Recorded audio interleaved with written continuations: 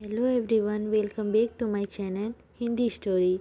आज हम लोग हिंदी स्टोरी चैनल पर एकांकी करने वाले हैं, जो है हमारे प्रसिद्ध रचनाकार नाटककार मोहन राकेश जी द्वारा रचित सिपाही की माँ।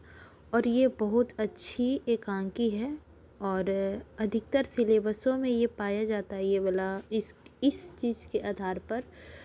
तो इसीलिए आज हम अपने माध्यम से संपूर्ण सिपाही की माँ जो एकांकी है उसका पूरा विस्तार पूर्वक आप लोगों को बताएंगे। पहले हम लोग मोहन राकेश के बारे में कुछ कुछ जान लेते हैं, इसके बाद फिर हम लोग सिपाही की माँ का एकांकी की ओर चलेंगे। तो चलिए, मोहन राकेश का जन्म तो आप लोगों को पता ही होगा, 8 जनवरी 1925 में अमृतसर पंजाब में हुआ था।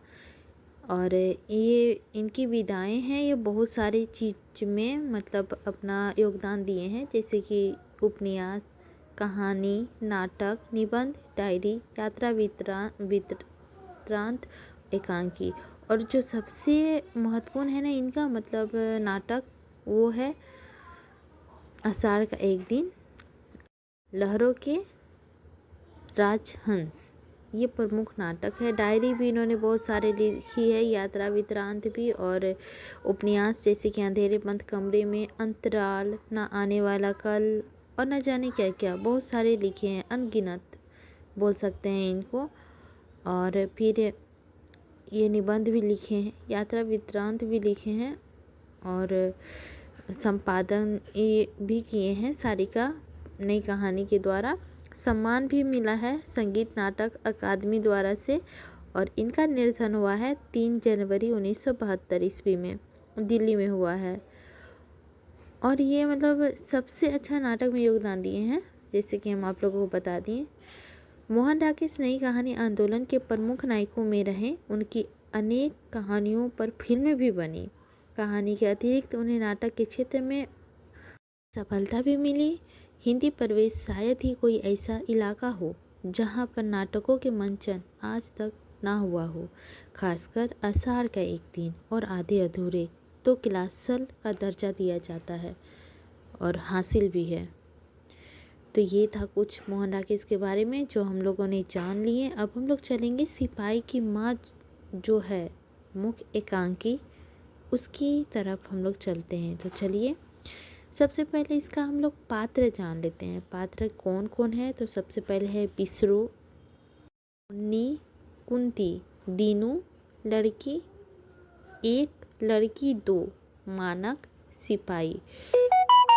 तो चलिए हम लोग अब देखते हैं इस एकांकी को।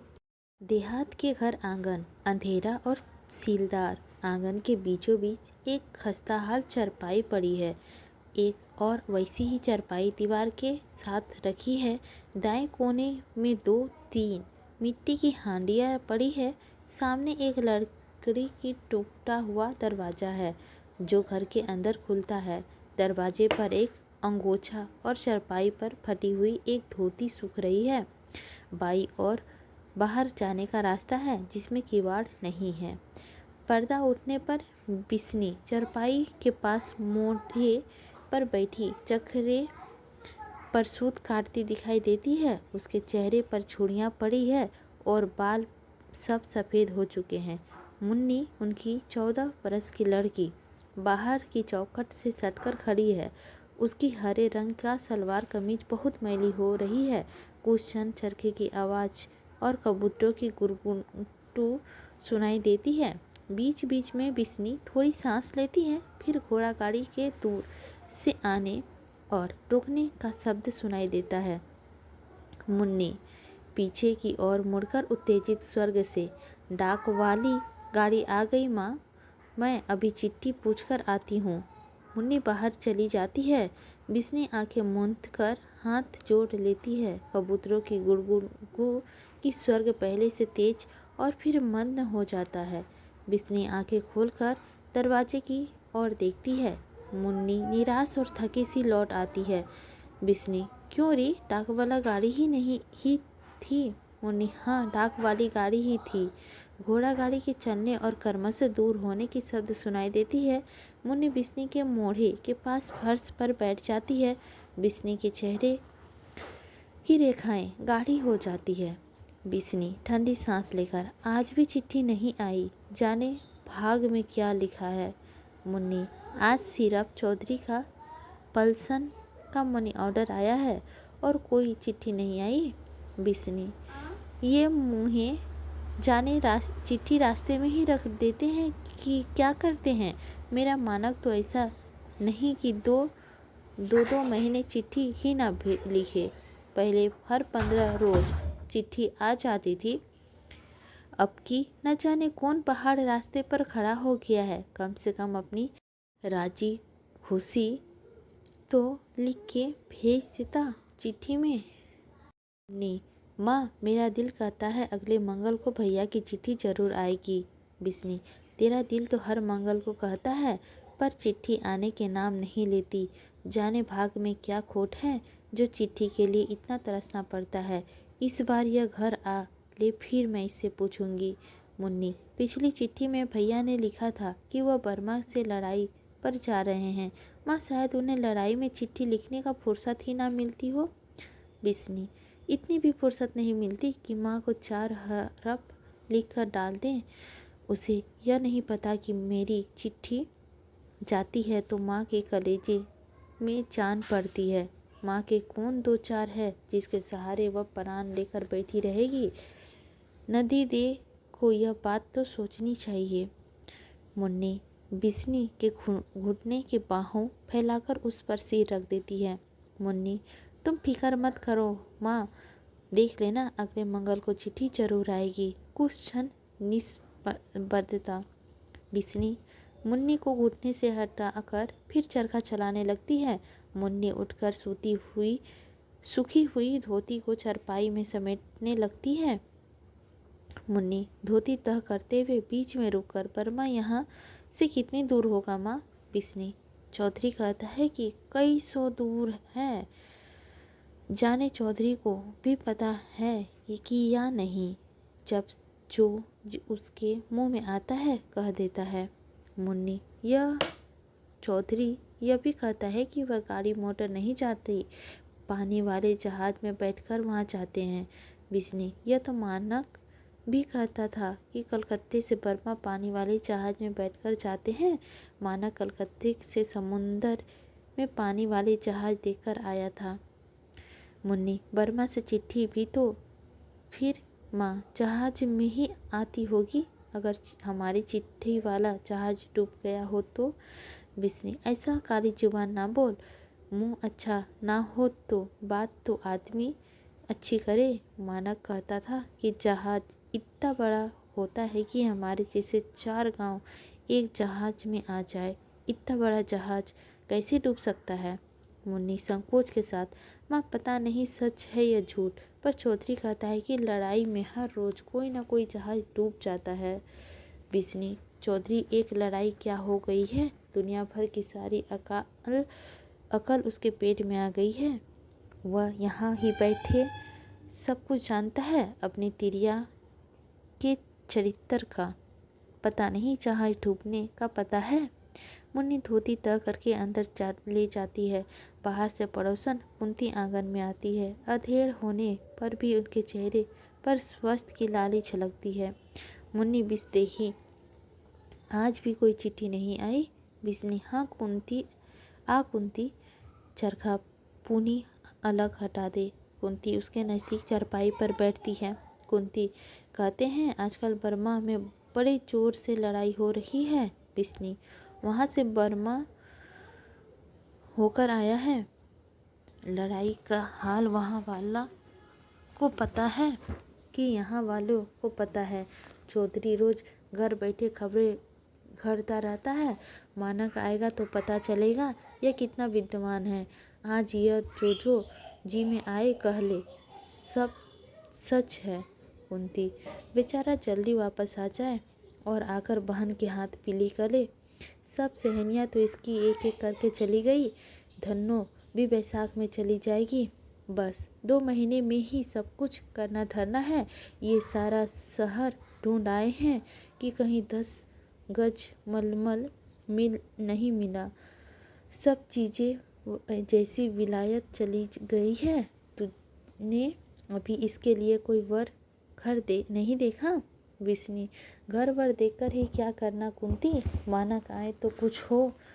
तुझे पता है आजकल लोगों के हाथ कितने बड़े हुए हैं। कुंती, पर तू देख 14 की हो गई है, अब घर में रख कर और कितनी बड़ी करेगी।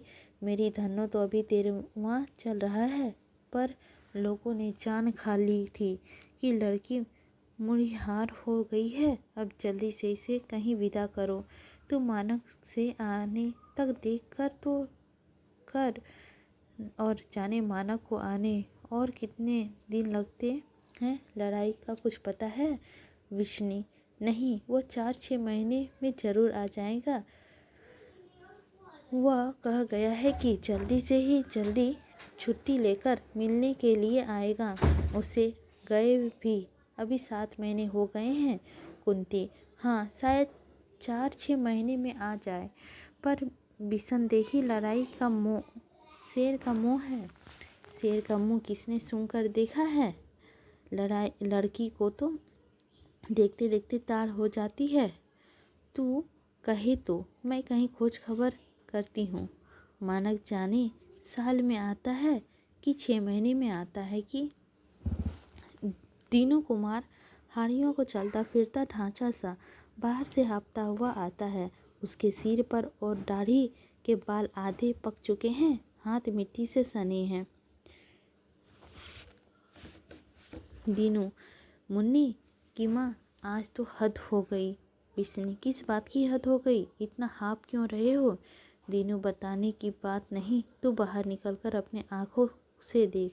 विष्णु कुछ बताएगा भी? बात क्या है? दीनू, बात क्या है? तमाशा है, सच कहता हूँ मुन्नी की माँ, बेशर्मी की हद हो गई। विष्णु, फिर वो चौधरी की राड़? दीनू, नहीं, उसकी बात नहीं है। 2 जवान छोकरियाँ आज कहीं से आई है, उसका ऐसा बेशर्मी का पहिरावा है कि तुमसे क्या कहूँ। रंग काला है, पर बिल्कुल मेमो की तरह टिप टाप चलती है और घर घर जाकर आटा दाल मांग रही है। इतनी जिंदगी चली गई, पर ऐसा बेशर्मी कभी नहीं देखा। दीनू बाहर की ओर झाँक कर देखता है। मुन्नी अंदर से आ जाती है। दीनू मुड़कर, वे तेरे घर की तरफ ही आ रही है। मुन्नी, अंदर भेज दे, मैं जाकर चौधरी को खबर सुना दूँ। दीनू बाहर चला जाता है। विष्णु, कुंती और मुन्नी उत्सुक आंखों से बाहर की ओर देखते हैं। 2 बर्मी लड़कियां बाहर से आती है। वे जांघों तक लंबे मैले फ्रॉक पहने हैं। दोनों के हाथों में एक एक थैला है। कुंती विष्णु के कान में फुसफुसाकर, ये लड़कियां क्रिस्टान हैं। विष्णु उसका मतलब ना समझकर प्रश्न भरी नज़र से उसकी ओर देखती है। कुंती, उसी स्वर्ग में क्रिस्टान होती है जो मर्दों जो घरों में रहती है, और आप बाहर घूमती हो। लड़की 1, थोड़ा दाल चावल दे दीजिए माँ जी, परमात्मा आपका भला करेगा। लड़की 2, हम रिफ्यूजी लोग हैं माँ जी, बहुत दूर से भूखे प्यासे आ रहे हैं। लड़की 1, हम लोग रंगून से आ रहे हैं। हजारों लोग वहाँ से घबराकर छोड़कर चले आए हैं। हम एक घर की 10 औरतें यहाँ से 3 मील दूर एक पुरानी धर्मशाला में पड़े हैं। हमारे 2 भाई रास्ते में मारे गए हैं। थोड़ा दाल चावल दे दीजिए माँ जी, आपकी जान की दुआ। विष्णु के कान के पास, ये लड़कियां क्रिस्टन नहीं हैं, इनके लक्षण अच्छे नज़र नहीं आते। विष्णु लड़कियों के चेहरे की दृष्टि जमाए हुए, हायरी, तुम इस तरह भीख क्यों मांग रही हो? देखने में तो तुम अच्छे घर से नजर आती हो। लड़की 1, पहले जब घर बार था तब और बात थी माँ जी, अब घर बार उजड़ गया तो भीख का ही आसरा है। जापानी जहाज़ों में बम मार मार कर सारा शहर उजाड़ दिया है। रोज़ वहाँ गोलीबारी होती है। वहाँ तो आप लोग स्वर्ग में रहती हैं, यहाँ तो आप लोग स्वर्ग में रहती हैं माँ जी। लड़ाई की वजह से हमारा मुल्क तो बिल्कुल तबाह हो गया है। फौज को छोड़कर और कोई वहाँ नहीं रहा। मुन्नी जरा आगे आकर, माँ यह कहती है इसके मुल्क में बहुत लड़ाई होती है। इससे पूछो परमा इसके मुल्क से कितनी दूर है। लड़की 2, हमारे मुल्क का ही नाम बर्मा है बहन जी, हमारा शहर रंगून बर्मा में ही है। बिस्नी और मुन्नी एक साथ, तुम लोग बर्मा से आई हो? लड़की 1, हाँ माँ जी, हम बर्मा से ही आई हैं। वहाँ रहने वाले हजारों लाखों की जानें चली गई है। जिनको जिधर रास्ता मिलता है वह उधर भागकर जान बचाने की कोशिश करता है। बहुत लोग भरे हुए हैं, घर छोड़कर भाग आए हैं। माँ जी, आज हम लोग आप लोगों के ही आसरे हैं। जो कुछ थोड़ा बहुत आप लोगों के घरों से मिल जाता है उसी से। बिस्नी बात कर क्यों रही, बर्मा में बहुत लड़ाई हो रही है। लड़की 1, वहाँ दिन रात आग बरसती है माँ जी, हम लोग फिर भी खुशकिस्मत है कि जान लेकर निकल आए हैं। 13 दिन तक हम लोग भूखे प्यासे जंगली रास्तों में चलते रहे हैं। मुन्नी, तुम लोग बर्मा से पैदल चलकर आई हो? लड़की 1, हाँ जी हाँ, जान बचाने के लिए एक ही रास्ता था। रास्ते में जंगल की बड़ी बड़ी दलदलें पड़ती है। हमने से एक औरत ने दलदल में फंसकर वहीं रह गई। मुन्नी, माँ ये कहती है वहाँ से पैदल आई है और चौधरी कहता है वहाँ पानी वाले जहाज से आते हैं। लड़की 1, जी असली रास्ता जहाज का ही है, मगर उस रास्ते में बहुत खतरा है। जापानी लोग जहाज़ों को रास्तों में डुबो देते हैं और हम लोग का जहाज़ मिलते भी नहीं। जहाज़ों पर सिर्फ फौज लोग आते जाते हैं। बिस्नी शेयर कर, जब जहाज़ डूब जाता है तो फौज लोग क्यों जहाज़ पर ही आते हैं? सरकार इतनी मूर्ख है कि फौजियों को डूबने के लिए भेज देती है। लड़की 1, फौजी लोग समुंदर में जाकर लड़ते हैं माँ जी, जहाज़ों में लड़ाई होती है। उधर से जापानी जहाज़ गोले चलाते हैं, इधर से अंग्रेज़ों के जहाज़ ऊपर से हवाई जहाज़ मार करते हैं। बड़ी भयानक लड़ाई होती है। बिस्नी के चेहरे की रेखाएं गाढ़ी हो जाती है। वह चरखे को अपनी ओर खींचने का प्रयत्न करती है और उसके हाथ जैसे निशक्त हो रहे हैं। मुन्नी, तुम जिस रास्ते से आई हो उससे फौज नहीं भाग कर आ सकते? लड़की 1, नहीं, फौजी वहाँ लड़ने के लिए हैं, वे नहीं भाग सकते। जो फौजी छोड़कर भागता है उसे गोली मार दी जाती है। बिस्नी सिहर कर, हाय नहीं, फौजियों को भागने की क्या ज़रूरत है? उन्हें अपनी मियाद की छुट्टी मिल जाती है। जिसे अपना होगा आना होगा वह छुट्टी लेकर आएगा, भागकर क्यों आएगा? वे इतने अनजान थोड़ो ही हैं। लड़की 2, आपने आपके बच्चों से बड़ी उम्र होगी माँ जी, हमें 2 मुट्ठी चावल दीजिए। कुंती, यहाँ हमारे अपने खाने के चावल नहीं हैं और इन लोगों को चावल चाहिए। बिस्नी, मुन्नी सामने आ जाती है। बिस्नी, जा अंदर हांडिया से कटोरी भर चावल ले आ। मुन्नी अंदर चली जाती है। कुंती असंतोषपूर्ण दृष्टि से लड़कियों को देखती रहती है। कुछ क्षण खामोशी रहती है। बिस्नी सिर झुकाए कुछ सोचती रहती है। बिस्नी सिर उठाकर, क्यों री, बर्मा से यहाँ तक कितने दिन तक पैदल रास्ता है? लड़की 1, दिनों का कोई हिसाब नहीं माँ जी, पहुँच जाए तो महीना 20 दिन में पहुँच जाए और ना पहुँच पाए तो कभी भी ना पहुँच पाए। एक तो रास्ते में इतने घने जंगल है, फिर जंगली जानवर है और पता नहीं कहाँ दुश्मन की फौज का मोर्चा हो। जंगल के चप्पे चप्पे में लड़ाई चलती है माँ जी। हमने रास्ते में सैकड़ों सिपाहियों की गाली सड़ी लाशें देखी है। यहाँ हिंदुस्तानी सिपाहियों की लाशें पड़ी मिलती है, वहाँ जापानी सिपाहियों का। सिहर कर, उनकी हालत देखकर दिल जहल जाता है। बिस्नी बिलव्य स्वर्ग में, हाय बस करो। अपने पल्ले में आंखें छिपा लेती है। मुन्नी अंदर से चावल लेकर आती है और एक लड़की उन्हें अपने झोले में डलवा देती है। लड़की 1, अच्छा माँ जी, परमात्मा आपको सुखी रखे। दोनों लड़कियाँ बाहर चली जाती है। कुंती चरपाई सरकाकर बिस्नी के माथे के मोढ़े के पास आ जाती है। कुंती बिस्नी के कंधे पर हाथ रखकर बिसनदेही। बिस्नी पल्ले से आंखें पोंछकर सिर ऊपर उठाती है। कुंती, तो इस तरह दिल क्यों हल्का कर रही है? क्या पता ये बर्मा से आई है या कहाँ से आई है? मुझे तो इनका चरित्र ऐसा वैसा ही लगता है। हाय रे राम, लड़कियां हैं या साड़नियाँ? मुन्नी बिस्नी के पास फर्श पर बैठ जाती है। मुन्नी बिस्नी के घुटने को संभालते हुए, माँ, मैं जो तुमसे कहती हूँ कि अगले मंगल को भैया की चिट्ठी जरूर आएगी। जितनी हमें फिक्र है भैया को भी उतनी ही फिक्र होगी हमारी।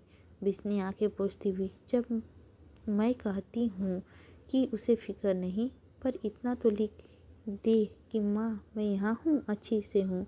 मुन्नी, और क्या पता माँ कि भैया आप छुट्टी लेकर आ रहे हो और इसीलिए उन्होंने चिट्ठी ना लिखी हो। बिस्नी ठंडी सांस लेकर, क्या पता। मुन्नी बिस्नी के घुटने हाथ सटाकर उसकी छाती पर सिर रख देती है। मुन्नी, मेरा दिल कहता है भैया आप आइएंगे। बिस्नी कुछ ना कहकर उसके सिर पर हाथ फेरने लगती है। कुंती अपनी ही सोच में जाकर, ये लड़कियां इतनी बड़ी हो जाती हैं फिर भी इसके घर वाले इनका विवाह नहीं करते। बिस्नी, क्या मालूम। मुन्नी की ढूंढी उठाकर पल भर उसका चेहरा देखती है, फिर उसका माथा चूमकर उसे साथ सटा लेती है। बिस्नी, तेरा दिल का ठीक कहता है बेटी, चिट्ठी ना आई तो वही आएगा। मुन्नी लाड से माँ के गले के बाहर डाल देती है। बिस्नी उसे चूमकर उसे साथ सटा लेती है। पर्दा गिरता है। दूसरा दृश्य, वही आंगन, समय रात। दोनों चारपाई आंगन में बिछी है। दाईं ओर की चारपाई पर मुन्नी हथेलियों पर चेहरा टिकाए बैठी है। उस चारपाई पर ओढ़ने के लिए एक फटी हुई लोई रखी है। दूसरी चारपाई पर घिसी हुई दरी बिछी है और ऊपर दोहरा सूती खीस पड़ा है। बिस्नी जलती हुई डिबरी लिए अंदर से आंगन में आती है। बिस्नी पास आकर, तू अभी सोई नहीं? मुन्नी चौंकर, मुझे नींद नहीं आई, अभी सो जाती हूँ। लोई खींचकर अपनी टांग पर कर लेती है। बिस्नी, इतनी रात चली गई और तुझे अभी तक नींद नहीं आई? मुन्नी, तुम भी तो अभी तक जाग रही हो। बिस्नी, मेरी उम्र में तो वैसी नींद आती नहीं, अब सो जा, सवेरे उठकर गोबर लाना है। बिस्नी अपनी चारपाई पर बैठती है। मुन्नी लेट जाती है। कुछ क्षण निःशब्दता रहती है। मुन्नी करवट बदलकर, माँ आज तारो ससुराल से वापस आ गई है। बिस्नी अंतर्मयंत भाव से, अच्छा। मुन्नी, उनके घर वालों ने इस बार उसे सच्चे मोतियों के कड़े बनवा दिए हैं। वह आज गांव में सबको दिखाती फिर रही थी। उसके कड़ों की मोती तारों की तरह चमकते हैं। बंतों के कड़े भी उसके सामने कुछ नहीं है। बिस्नी, अच्छा अच्छा, तेरा भैया आएगा तो वह तेरे लिए उससे भी अच्छे कड़े और चूड़ियाँ लाएगा। अब सो जा, नहीं तो सवेरे तेरी नींद नहीं खुलेगी। मुन्नी अच्छी तरह लोई ओढ़कर करवट बदल लेती है। बिस्नी डिबरी बुझाकर कोने में रख देती है और आपका केस ओढ़कर लेट जाती है। उसकी डिबरी बुझते ही प्रकाश के रंग पीले और हल्का नीले हो जाते हैं। हाथ हंडियों की चिक चिक का शब्द सुनाई देने लगता है, जो क्रमशः काफ़ी तेज हो जाता है। बिस्नी करवट बदलती है। प्रकाश हल्के से गहरा नीला हो जाता है और दूर एक कुत्ते की रोने की आवाज़ सुनाई देती है। फिर दूर गोली चलने के शब्द सुनाई देता है और कई व्यक्ति को कहारने की आवाज़ आती है। बिस्नी चौंक उठ बैठती है। उसके उठने के साथ प्रकाश का रंग फिर हल्का नीला हो जाता है। बिस्नी मानक इधर उधर देखकर, मानक, कुछ ऐसा शब्द सुनाई देता है जैसे दूर आंधी चल रही हो। घबराए हुए स्वर्ग में, मानक। बाहर से एक आहत व्यक्ति की आवाज़ सुनाई देती है। माँ। बिस्नी चारपाई से उठ पड़ती है अस्त व्यस्त भाव से। तो सचमुच तू ही है मानक? कहाँ है बेटे?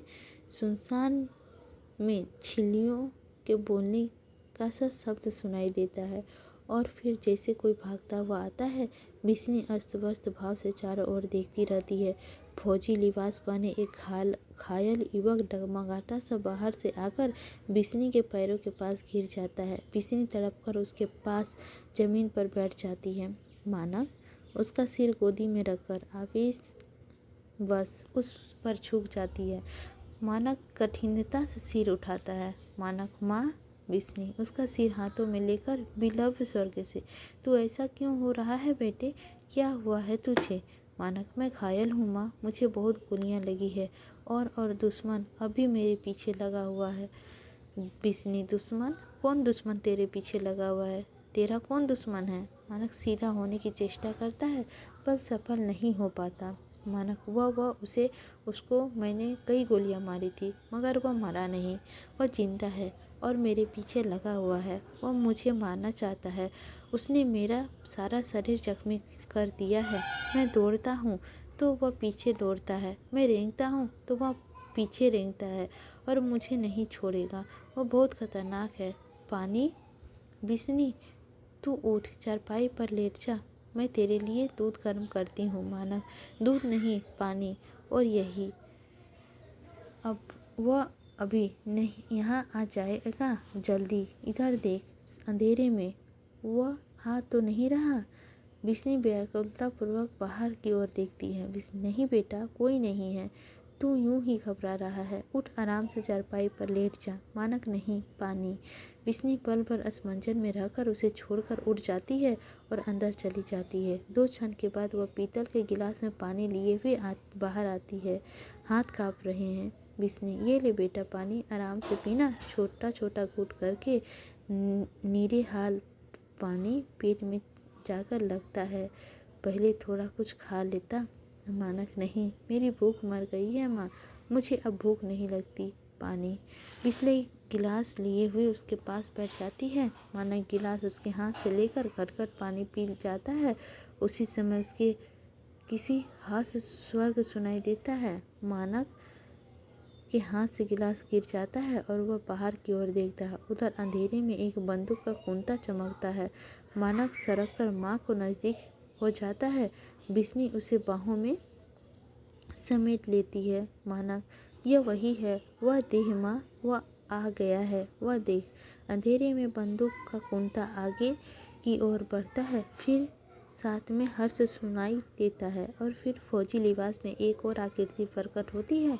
बिस्नी मानक के साथ सटा लेती है। आने वाला सिपाही पास आकर फिर हंसता है। सिपाही, तू इसे गोद में लिए बैठी है, देखती नहीं, यह मुर्दा है। बिस्नी सिर से पांव तक सिहर जाती है। मानक उठने के लिए जहूजहद करता है। मानक, ये झूठ कहता है, मैं मुर्दा नहीं हूँ, मैं हिल डुल सकता हूँ, बात कर सकता हूँ, मैं मुर्दा नहीं हूँ। बिस्नी उसे और साथ सटाकर अस्वस्थ स्वर्ग में, हाँ बेटा, तेरी जान में साथ तेरी माँ की जान है, मैं जीती हूँ तो तुझे कैसे कुछ हो सकता है। सिपाही बंदूक का कुंता मानक के पास ले आता है। सिपाही, इसे कैसे कुछ हो सकता है? मैं अभी इसका शरीर गोलियों से छलनी कर दूं, फिर मैं इसकी लाश ले जाकर जंगल में चील और कौवों को आगे डाल दूंगा। हंसता है और बंदूक का कुंता मानक से बहुत निकट कर देता है। बिस्नी कुंता हाथ में पकड़ लेती है। मानक खड़ा होने की चेष्टा करता है पर लुढ़क कर बिस्नी की गोद में गिर जाता है। बिस्नी उसे अच्छी तरह छाती से लगा लेती है। सिपाही बंदूक का कुंता उसके हाथ से छुड़ाकर उसे घूर कर देखता है। तू इसे बचाना क्यों चाहती है? तू इसकी क्या लगती है? बिस्नी, मैं इसकी माँ हूँ, मैं तुझे इसे नहीं मारने दूंगी। सिपाही, तू इसकी माँ है? उसे और भी घूर कर देखकर, पर तू देखने में तो इसकी बहसी की माँ नहीं लगती। तुझे पता है, यह लड़ाई में वह वासियों की तरह गोलियां चलाता है। इससे न जाने कितनी सिपाही की जान ली है। यह इंसान नहीं है, जानवर है, और तू कहती है कि तू इसकी माँ है। बिस्नी, मैं इसकी माँ हूँ, मेरा बेटा वासी नहीं है। इसने किसी की जान नहीं ली है, यह किसी की जान नहीं ले सकता। यह तो मरता हुआ कबूतर भी आंखें से नहीं देख सकता। मैं इसे लड़ाई पर नहीं जाने दूंगी। यह घर में मेरे पास रहेगा। सिपाही, यह घर में रहेगा, मगर यह तो हजारों का दुश्मन है, हजारों इसके दुश्मन हैं। वे इसको खोज रहे हैं, वे इसकी जान लेना चाहते हैं।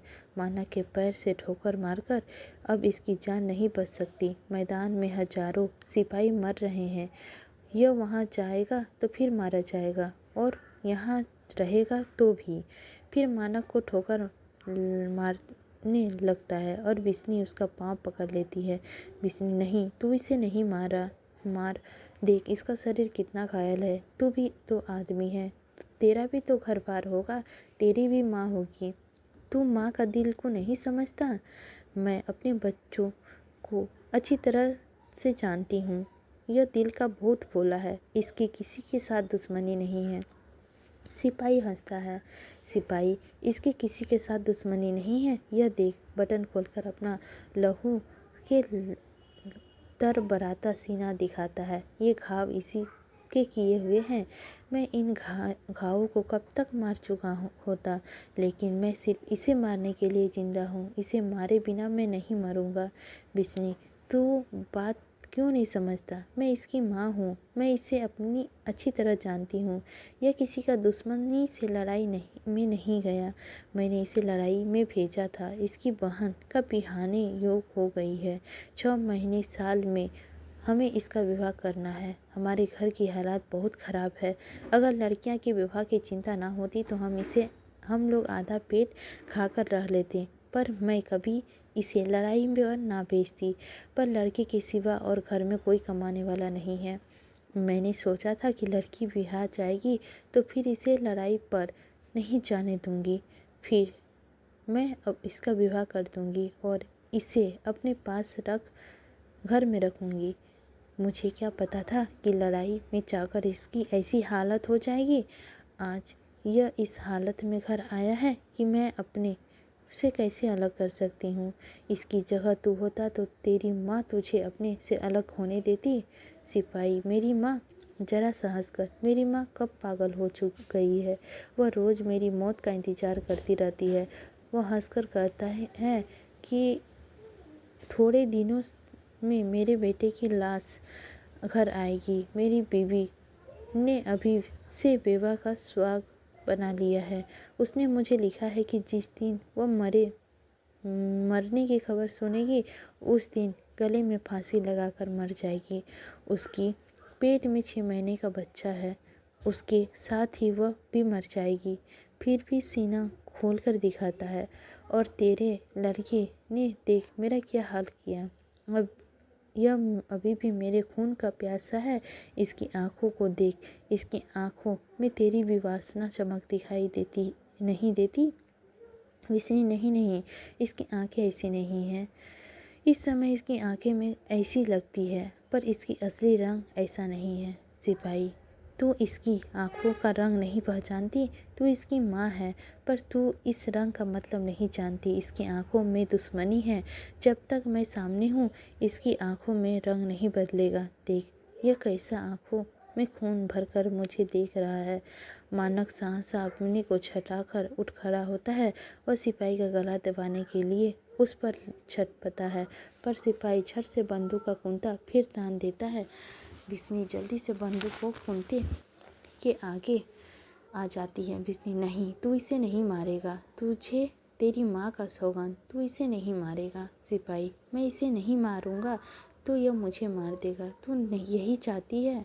बिस्नी, नहीं, यह तुझे नहीं मारेगा। मैं इसकी माँ हूँ, मैं इसे जानती हूँ। यह तुझे नहीं मारेगा। मानक विभ्रांत स्वर्ग में, मैं इसे नहीं मारूंगा। रौंद भाव से आगे बढ़ता है। नहीं, मैं इसे जरूर मारूंगा। मैं अभी इसके टुकड़े टुकड़े कर दूंगा। आगे बढ़कर सिपाही का धक्का देता है, जिससे वह लड़खड़ाकर पीछे गिर जाता है और बंदूक उठा लेता है और उसका कुंता सिपाही के सीने की ओर तान देता है। मैं बहुसी हूँ, मैं जानवर हूँ, मैं बहसी और जानवर से बढ़कर हूँ। इस तरह मेरी तरफ क्यों देख रहा है? उठ उठ कर मुझे ठोकर लगा। उसी तरह हंसता है जैसे कि सिपाही हंस रहा था। बिस्नी जल्दी से बंदूक के कुंते के सामने आ जाती है। बिस्नी, नहीं माना, तू इसे नहीं मारेगा। यह भी हमारा ही गरीब आदमी है, हमारी तरह ही है। इसकी माँ इसके पीछे रो रो कर पागल हो गई है। इसका घर में बच्चा होने वाला है। वह मर गया तो इसका बीवी फांसी लगाकर मर जाएगी। मानक बिस्नी के झपटा कर बीच से हटा देता है। मानक, मैं इसे नहीं छोड़ूंगा। यह दुश्मन है। मैं इसका अभी मार दूंगा, अभी यहीं। बिस्नी, नहीं मानक, तू इसे नहीं मारेगा। फिर बीच में आने का प्रयत्न करती है कि मानक फिर उसे झटकाकर हटा देता है। बिस्नी चारपाई में गिरकर हाथों से मुंह छिपा लेती है। बिस्नी पार्श्व की ओर हटता है। मानक उसके साथ साथ आगे बढ़ता है। मानक, मैं इसे अभी मार दूंगा, अभी इसकी फोटी फोटी अलग कर दूंगा। सिपाही और मानक की आकृतियां धीरे धीरे पश्चिम में जाकर विलीन हो जाती है। बिस्नी हाथों में मुंह छिपाए हुए चिल्ला उठती है, बिस्नी, मानक, मानक। एक साथ 4-6 गोलियां चलने और उसके साथ सिपाही के कहरने का शब्द सुनाई देता है। सहसा खामोशी छा जाती है। बिस्नी फिर उसी तरह चिल्लाती है, मानक, मानक। मुन्नी जल्दी से करवट बदलकर उठ बैठती है। मुन्नी घबराए स्वर्ग में, माँ। बिस्नी उसी तरह, मानक। मुन्नी जल्दी से उठकर डिबरी जला देती है। प्रकाश का रंग हल्के नीले से फिर पीला हो जाता है। मुन्नी बिस्नी की चारपाई पर आ बैठती है। मुन्नी, क्या बात है माँ? बिस्नी आंखों से हाथ उठाकर धुधियाली सी नज़र के चारों ओर से देखती है। बिस्नी, कुछ खोजती सी, मानक। मुन्नी, फिर तुम रोज भैया के ही सपने देखती हो माँ। तुम कहती हो ना कि जल्दी आएगा और मेरे लिए कड़े और चूड़ियाँ लाएगा। बिस्नी, कड़े और चूड़ियाँ? ओह। मुन्नी उससे अपने सटा लेती है और आंखों से टप टप पानी बरसने लगता है। मुन्नी, भैया मेरे लिए जो कड़े लाएंगे वे तारों और बंटों के कड़ों से भी अच्छे होंगे ना माँ? बिस्नी आंखें बंद करके नकारात्मक भाव से सिर हिलाती है और शीघ्र ही अपने को संभाल लेती है। बिस्नी आंखें बंद करके नकारात्मक भाव से सिर हिलाती है और शीघ्र ही अपने को संभाल लेती है। बिस्नी, हाँ बेटी, तेरे कड़े सबसे अच्छे होंगे। मुन्नी, सूते मोतियों के कड़े होंगे न माँ? बिस्नी, हाँ बेटी, सच्चे मोतियों के कड़े। उसका माथा चूमकर उसे अलग हटा देती है। अब सो जा, अभी बहुत रात बाकी है। मुन्नी अपनी चारपाई पे चली जाती है। बिस्नी उठकर डिबरी बुझा लेती है। उसके डिबरी बुझते ही गहरा अंधेरा छा जाता है। अंधेरे में बिस्नी की बुदबुदाने का स्वर्ग सुनाई देता है। ताती वाह ना लगाई, पा ब्रह्मा सगाई, राखन हारे रखिया, प्रभु बियाई मिटाई। इसी के साथ हमारा यह चैप्टर समाप्त होता है, सिपाही की माँ। तो चलिए दोस्तों, आई होप आप लोगों को यह एकांकी अच्छी लगी होगी। तो लाइक कीजिएगा, चैनल पर नए होंगे तो सब्सक्राइब कीजिएगा और बेल आइकन को प्रेस कर दीजिएगा ताकि मैं रोज़ न्यू स्टोरी, एकांकी, कहानी या फिर हिंदी के अन्य विधा आप लोगों के साथ शेयर करूं तो आप लोगों तक पहुंच सके। यदि आप लोग हिंदी के स्टूडेंट्स हैं तो आप लोगों को बहुत ही चीज़ों के बारे में ज्ञान प्राप्त हो सकता है। तो प्लीज़ मेरे चैनल को सब्सक्राइब ज़रूर कर लीजिए और बेल आइकन को प्रेस कर दीजिए। यदि आप लोगों को लगता है किसी के साथ शेयर करना तो शेयर भी कर सकते हैं। तो दोस्तों, मिलते हैं अगली विधा को लेकर आप लोगों के साथ। तब तक के लिए बाय बाय। मिलते हैं अगली कुछ न्यू स्टोरी लेकर आप लोगों के समक्ष।